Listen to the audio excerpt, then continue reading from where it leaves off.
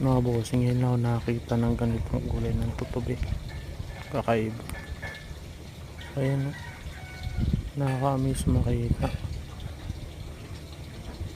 Ano kaya yan? Ayan o, ganda ng kulay niya. Kakaibang tutubi. Ayan o, bihira lang makakita ng ganito. First time pala. Grabe yung tutubi yan. Sarap pulihin eh. Ayan o, ang ganda pa ng ano niya. Pakpak. Ayan. Pag lumilipad siya ano eh, parang paru-paro. Oh, pulang pula talaga. Pula ba yan o maroon? Ito. Wow. Parang si Master Rider pa yung mata niya.